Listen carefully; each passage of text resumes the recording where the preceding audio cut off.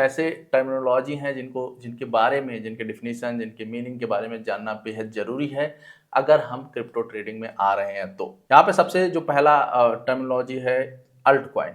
Alt coin 2025 में एक काफ़ी सर्च किया जाने वाला टर्म रहा है जो कि क्रिप्टो ट्रेडिंग में इस्तेमाल होता है।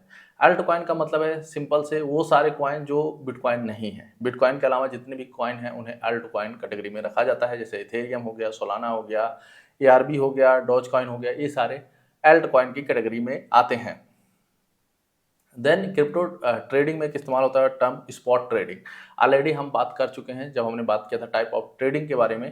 तो स्पॉट ट्रेडिंग का मतलब है करंट प्राइस पे किसी भी क्रिप्टो को बाई और सेल करना, और इसको लॉन्ग टर्म तक लोग होल्ड करते हैं। जैसे अभी करंट में जो बिटकॉइन का प्राइस चल रहा है उसमें मैंने खरीदा, और जब मुझे सेल करना हो तो उसी करंट प्राइस पे ही मैं उसको सेल कर सकता हूँ, फ्यूचर में उसे सेल नहीं कर सकता। देन यहाँ पे आता है लेवरेज के बारे में। मैंने बताया कि मुझसे किसी ने पूछा, मुझे आइडिया नहीं था। लेवरेज का मतलब सिंपल सा समझिए कि उधारी होता है, कि ऐसा उधार जिसको हमें कभी चुकाना ना पड़े। हम जब क्रिप्टो ट्रेडिंग करते हैं तो जितने भी प्लेटफॉर्म है, जितने भी एक्सचेंजेस हैं, वो हमें लेवरेज देते हैं कि इस कॉइन में अगर आप लगाते हो तो आपको 10x का, 20x का, 100x का, 200x का लेवरेज मिलेगा।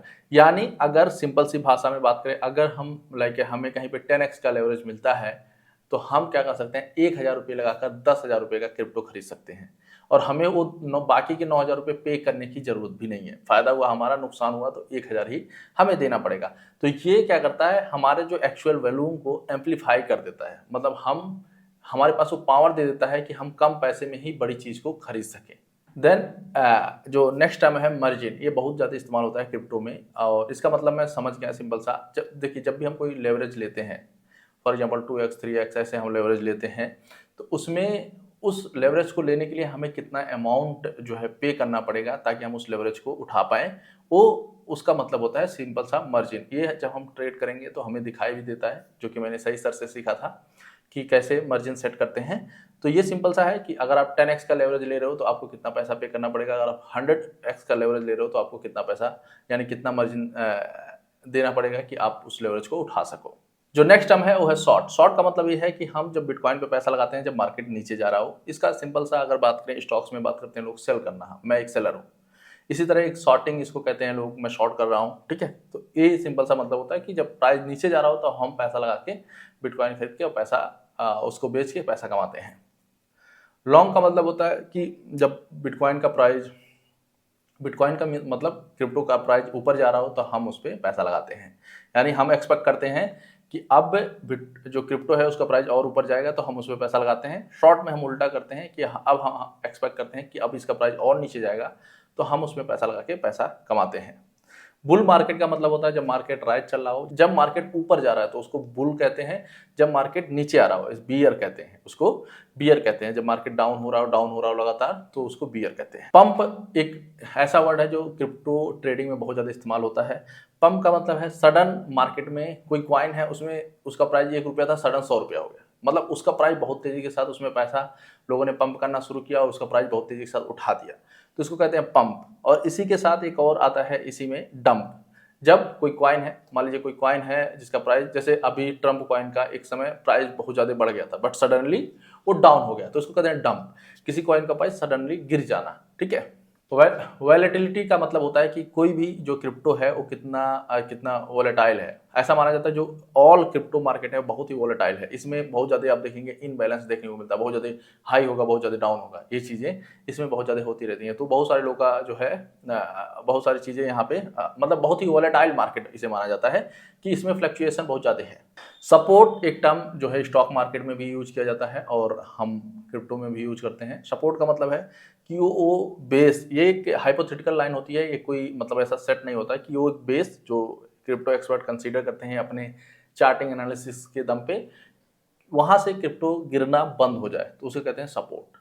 इसी के साथ एक और पॉइंट आता है रेजिस्टेंस, जो कि मतलब ये अपर बाउंड होता है, मतलब सपोर्ट लोअर बाउंड होता है, ये अपर बाउंड होता है कि मतलब क्रिप्टो जो है उसके ऊपर उसके अंदर ही फ्लक्चुएट करे, मतलब वहीं पे टच हो फिर नीचे आ जाए, फिर टच हो फिर नीचे आ जाए, ऐसा करे तो उसको रेजिस्टेंस काउंट किया जाता है कि इससे ऊपर नहीं जा रहा है, उसका ट्रेंड इससे ऊपर नहीं जा रहा है, अगर इसको ब्रेक किया तो बहुत ऊपर जाएगा, ऐसा क्रिप्टो एक्सपर्ट मानते हैं। Then hold, HODL word use करते हैं। इसका फुल फॉर्म जो होता है hold on for dear life, मतलब अगर मान लीजिए मार्केट डाउन जा रहा है तब भी हम किसी कॉइन को होल्ड करें। बहुत सारे लोग अभी जो मार्केट डाउन जा रहा है उसको होल्ड किए हैं इस आशा में कि वो मार्केट ऊपर जाएगा, क्योंकि अभी बुलिश मार्केट चल रहा है। ठीक है, देन आता है एक FOMO, fear of missing out. ये काफी ज्यादा इस्तेमाल किया जाने वाला टर्म है फोमो। और लाइक यार मार्केट ऊपर जा रहा है, मार्केट ऊपर जा रहा है ऐसा सुनते हैं और हम उसी फोमो में आके जो है पैनिक मोड में बाय कर लेते हैं कि मार्केट ऊपर जा रहा है, उसको कहते हैं फोमो। मतलब हमारा कोई एनालिसिस नहीं था, हमने आवाज सुना कहीं से कि लगा यार हाँ मार्केट ऊपर जा रहा है तो हमने बाय कर लिया। वेल एक टर्म जो है क्रिप्टो में बहुत ज्यादा इस्तेमाल किया जाता है। मैं बहुत पहले से, इवन जब मैंने सीरीज शुरू नहीं किया था तब भी से मैं बहुत पहले से सुनता आ रहा हूँ कि वेल एक टर्म होता है। वेल क्या मतलब होता है, ऐसे बड़े बड़े जो है इन्वेस्टर या होल्डर, ठीक है, जिनके पास बड़ी होल्डिंग्स होती है क्रिप्टो की या बड़ी होल्डिंग करने की क्षमता रखते हैं, वो पैसा डाल सकते हैं बहुत ज़्यादा, ठीक है, और या फिर वो बहुत बड़ा अमाउंट होल्ड करते हैं जिसको अचानक वो सेल कर सकते हैं। तो मतलब ऐसे बड़े प्लेयर इसको मान सकते हैं, कोई इंस्टीट्यूशन हो सकता है, कोई बड़ी बड़ी फर्म्स हो सकती हैं, कोई बैंक हो सकता है, ये सारे जो है वेल कैटेगरी में आते हैं। ठीक है, देन आता है एक और इम्पोर्टेंट चीज, गैस फीस। जैसे एक गैस फीस एक टर्म है जिसपे जो नेटवर्क्स हैं और जो चार्ज करते हैं लाइक हर एक ट्रांजेक्शन के लिए, उसको बोला जाता है गैस फीस। क्रिप्टो में टर्म इस्तेमाल किया जाता है, तो कहीं पे अगर गैस फीस दिखे तो उसका मतलब है ट्रांजेक्शन चार्ज है, ये मान के चलना। अब आता है एक और PIP, पिप जिसको बोलते हैं। ये आपने अगर स्टॉक मार्केट से रिलेटेड पढ़ा होगा तो वहाँ पे भी देखा होगा, मैंने नहीं पढ़ा तो मैंने नहीं देखा है, बट यहाँ पे मुझे लर्न करने को मिला और मैं इसके लिए भी थैंक करना चाहूँगा IITian ट्रेडर। तो यहाँ पे पिप का मतलब होता है परसेंटेज ऑफ पॉइंट। क्या होता है कि जब भी हम ट्रेड करते हैं, इसको बहुत ही आसान भाषा में उन्होंने समझाया, वही भाषा मैं इस्तेमाल कर रहा हूँ यहाँ पे। जब भी हम ट्रेड करते हैं तो देखिए कोई पॉइंट है ना, प्राइस है, तो ऐसा नहीं होता 1 रुपया 2 रुपया 4 रुपया, ऐसा नहीं होता। वो प्राइस कैसा होता है 1.00123 4 ऐसा होता है। आप देखेंगे तब भी, आप चार्ट जब देखेंगे तब भी आपको आइडिया लग जाएगा कि प्राइस ऐसा होता है। तो क्या होता है कि जो पॉइंट्स के बाद जो डेटा होती है, जैसे मान लीजिए 1.002 है कोई चीज, ठीक है, और उसके बाद वो उसका प्राइस बढ़ के हो जाता है 1.004। तो इसका मतलब ये नहीं कहेंगे कि वो उसका यूनिट बढ़ा या तो इसका मतलब ये, इसका मतलब सिंपल सा उस टर्म को हम डोनेट करते हैं कि भाई पिप बना। ये बहुत ही स्मॉल अमाउंट होता है जो इंक्रीज या डिक्रीज करता है किसी भी क्रिप्टो जो है मार्केट मूवमेंट का। तो जो बढ़ा, कितना पिप बढ़ा, 1.002 से 1.004 हुआ, इसका मतलब क्या हुआ कि वो 2 पिप इंक्रीज हुआ। ठीक है, ये बहुत ही स्मॉल अमाउंट होता है। देन एक आता है पॉइंट जो है स्प्रेड। स्प्रेड का सिंपल सा मतलब होता है जब हम कोई चीज़ बाई करते हैं तो हमें वही चीज़ नहीं मिल जाती है जब हम लाइक किसी भी एक्सचेंज पे जाके सेम हम हिट करते हैं कि 1 रुपया पे बाई हो जाए। तो हो सकता है वो चीज़ हमें एक 1.2 रुपया बाई हो या 1.01 पे बाई हो, तो मतलब इसमें डिफरेंस आता है, उसी चीज़ को बोला जाता है स्प्रेड। देन जो नेक्स्ट टर्म मुझे लर्न करने को मिला, स्टॉप लॉस। ये बहुत ही पॉपुलर टर्म है जो कि हर जगह सुनने को मिलता है कि भाई स्टॉप लॉस लगाया था क्या, स्टॉप लॉस लगाया था क्या। स्टॉप लॉस एक तरीके का ट्रिगर है, एक तरीके का जो ऑटोमेशन फीचर है जो कि हम लगाते हैं एक पॉइंट पे। जैसे मान लीजिए फॉर एग्जांपल, जैसे बिटकॉइन का प्राइस अभी चल रहा है 1,14,000 समथिंग या उससे ऊपर नीचे चल रहा होगा, थोड़ा सा 1,14,000 मानते हैं चल रहा है, ठीक है। अब मानते हैं उसका प्राइस अगर 1,13,000 पे गया, ठीक है, तो मैं मार्केट से निकल जाऊंगा, मतलब मैं अपना सेल कर दूंगा, इतना डाउन आया। और आप सेट करते हैं 1 की 10%, मतलब अगर 1,15,000 पे गया तो मैं सेल कर दूंगा। मतलब आप एक प्रॉफिट सेट करते हैं, आप एक स्टॉप लॉस सेट करते हैं।